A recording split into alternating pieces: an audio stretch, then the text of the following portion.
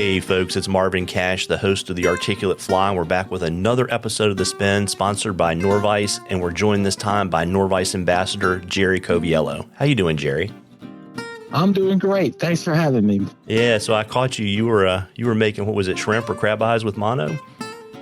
Yeah, I was, when you called, I was in the middle of melting the 50-pound mono to make the eyes, and then what I do is I throw in a little solarise on there and harden it. So by putting a little black on the melted knob of the eye and then putting the solarise on and then hit it with the light, the UV light, it kind of gives it almost like a three-dimensional look, like a pupa in the middle of an eye. So it kind of looks cool. Not that I think the fish really care, but, everybody ggets a little kick out of it. Yeah, there you go. So tell me a little bit about how your fishing season went this year. Well, the fishing season, with the up in the Northeast, I live in Pennsylvania in Bucks County area. The spring was good, but it was like we had a lot of heavy rain, which was a little bit of a challenge to get out and go fishing. Trout fishing is okay in my book. I started off as a fly fisher fishing for trout. But as the summer came, with the extreme heats that we had and no water, I switched over to bass and panfish, and then I actually went out into I own a kayak, and I went out to the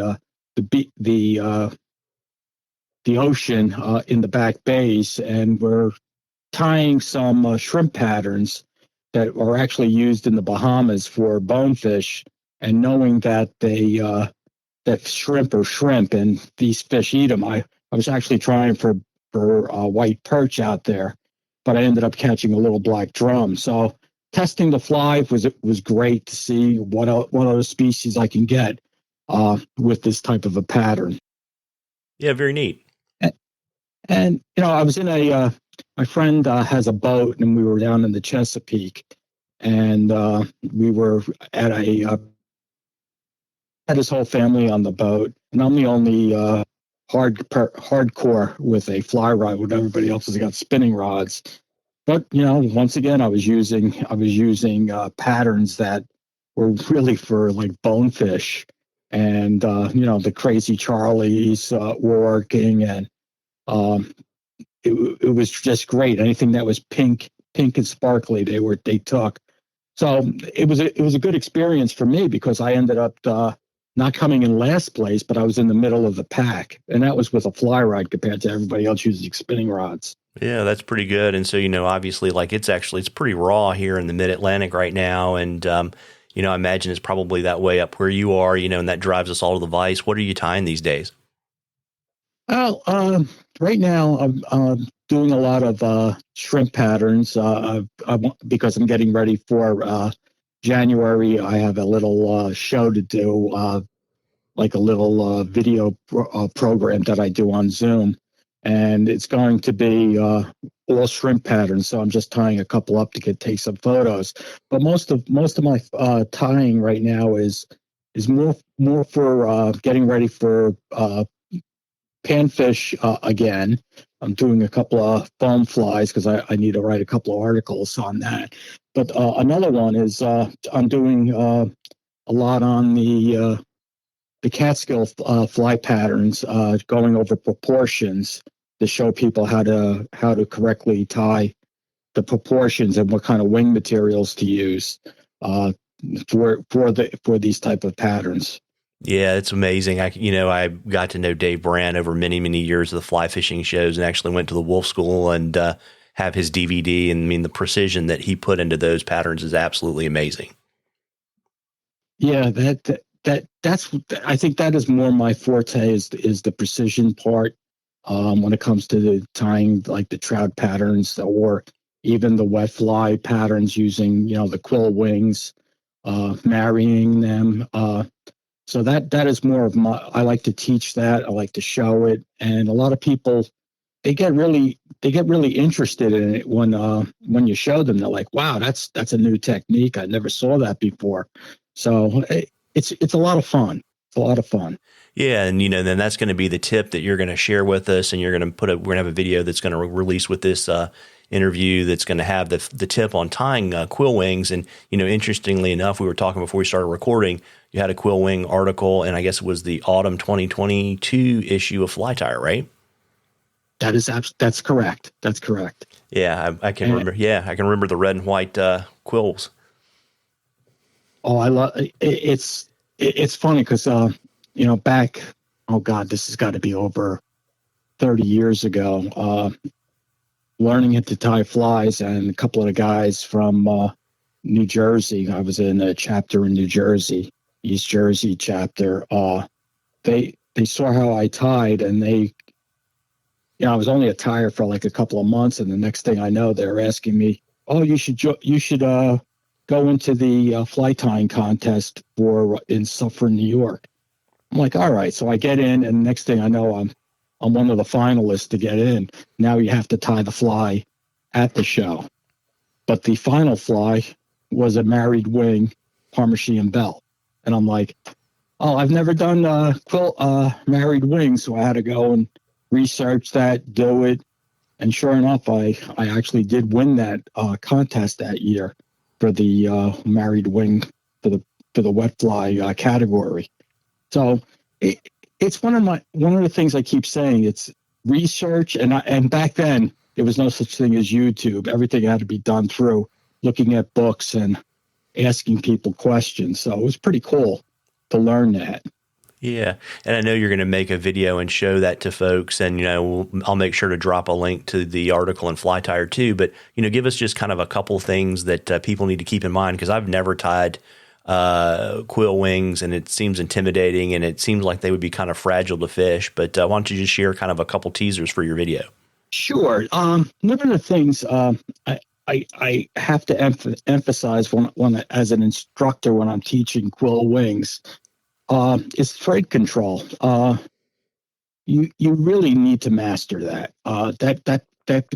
That is your practice. That's how you know your tightness. But a lot of people don't understand what is called the pinch loop method. They always hear it as the pinch method.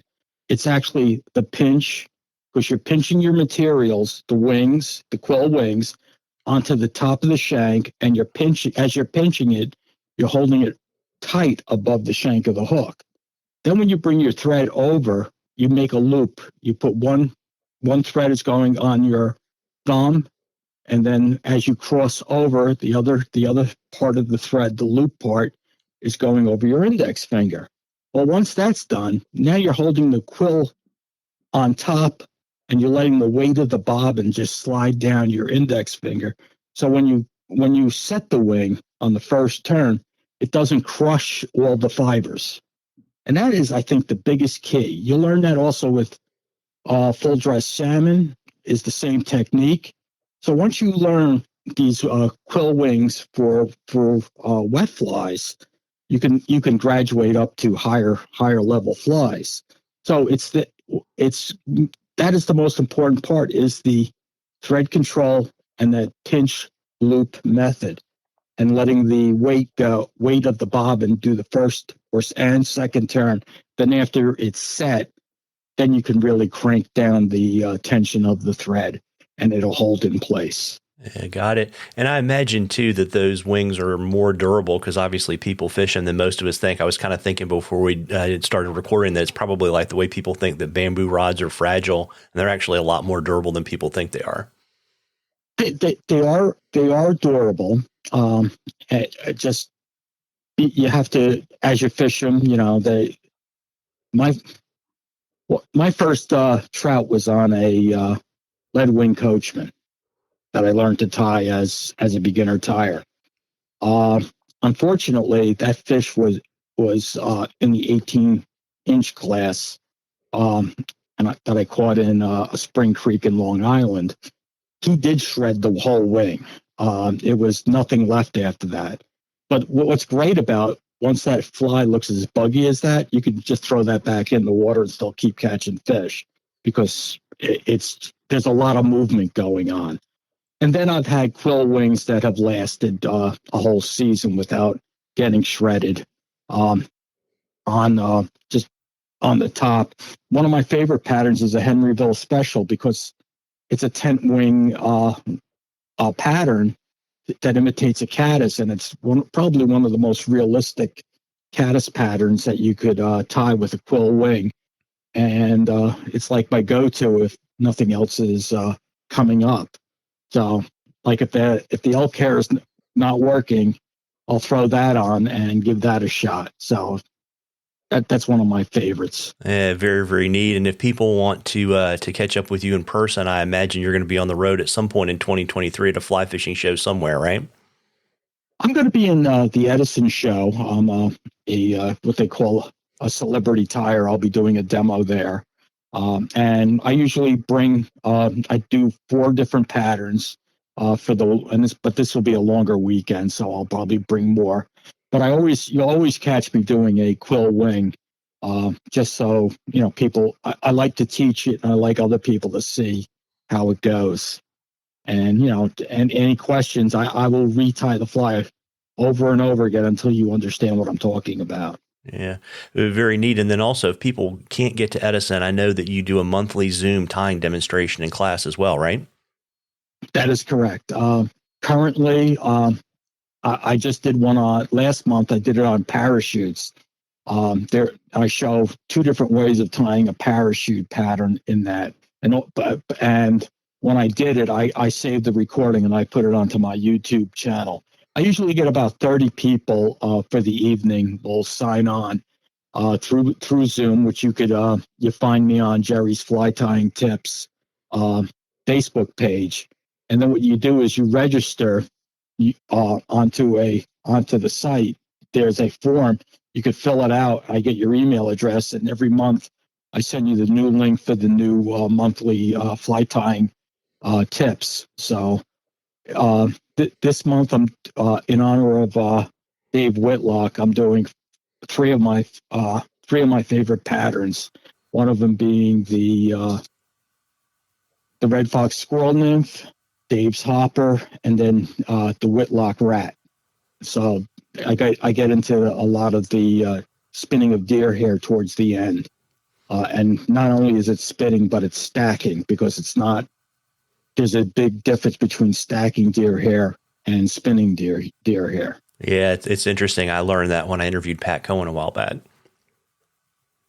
Yeah, I like doing it. I also like to play with different colors so you can see how it stacks and show the different layers.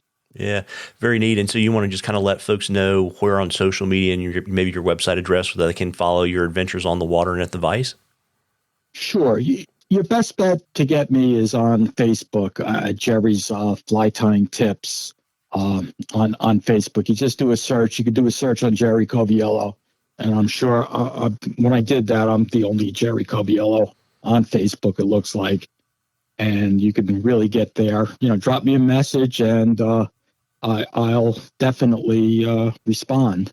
You could also find me on Fly Fishers International, through